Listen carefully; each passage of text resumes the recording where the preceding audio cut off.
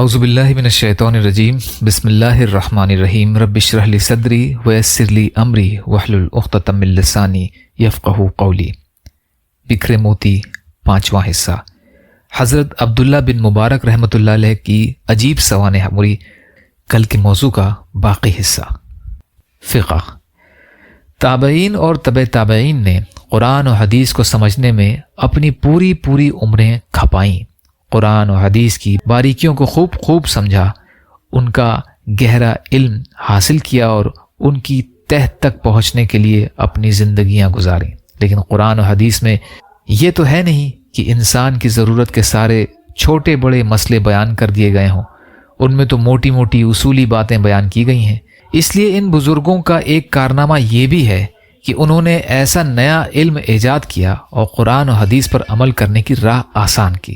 ہماری زندگی کی بے شمار ضرورتیں ہیں، قدم قدم پر ہمیں یہ معلوم کرنے کی ضرورت پڑتی ہے کہ اللہ اور رسول صلی اللہ علیہ وسلم کا حکم کیا ہے، شریعت کا مسئلہ کیا ہے، کس راہ پر چلنا اسلام کے مطابق ہے اور کس راہ پر چلنا اسلام کے خلاف ہے۔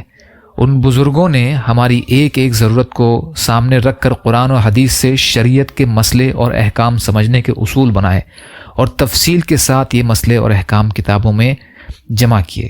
اسی علم کا نام فقہ ہے۔ فقہ کے معنی ہے سوچ بوجھ۔ اس علم کو فقہ اس لیے کہتے ہیں کہ قرآن و حدیث سے زندگی کے ہر معاملے کے لیے حکم نکالنا اور قرآن و حدیث کی منشا کو سمجھنا بڑا سوجھ بوجھ کا کام ہے۔ اس کے لیے دین کے گہرے علم اور انتہائی سوجھ بوجھ کی ضرورت ہے۔ فقہ جاننے والوں اور قرآن و حدیث سے احکام معلوم کرنے والوں کو فقیہ کہتے ہیں۔ ان بزرگوں کا ہم پر بہت بڑا احسان ہے۔ انہی کی محنت اور کوشش کا نتیجہ ہے کہ ہم زندگی کے ہر معاملے میں انتہائی آسان اور اطمینان کے ساتھ دین پر عمل کر سکتے ہیں، اللہ اور رسول صلی اللہ علیہ وسلم کی مرضی پر چل سکتے ہیں اور دین و دنیا کے لحاظ سے ایک کامیاب زندگی گزار سکتے ہیں۔ رہتی زندگی تک مسلمان ان کی محنتوں اور کوششوں سے فائدہ اٹھاتے رہیں گے، ان کی قدر کریں گے، ان کے احسان مند رہیں گے اور ان کے اس کارنامے پر فخر کرتے رہیں گے۔ یا اللہ ہم سب کو کہنے سننے سے زیادہ عمل کی توفیق عطا فرما۔ یا اللہ مظلوم فلسطینیوں، کشمیریوں اور مسلمان جہاں بھی پریشان حال ہیں، ظالموں کے ظلم کا شکار ہیں، ان کی مدد فرما۔ ہم سب کو اپنی استطاعت کے بقدر اپنا حق ادا کرنے والا بنا۔ یا اللہ حلال میں سے دیجیے، حرام سے بچائیے، اپنے غیر سے بے نیاز کر دیجیے، جو مانگا وہ بھی عطا کر دیجیے، جو مانگنے سے رہ گئے وہ بھی عطا فرمائیے۔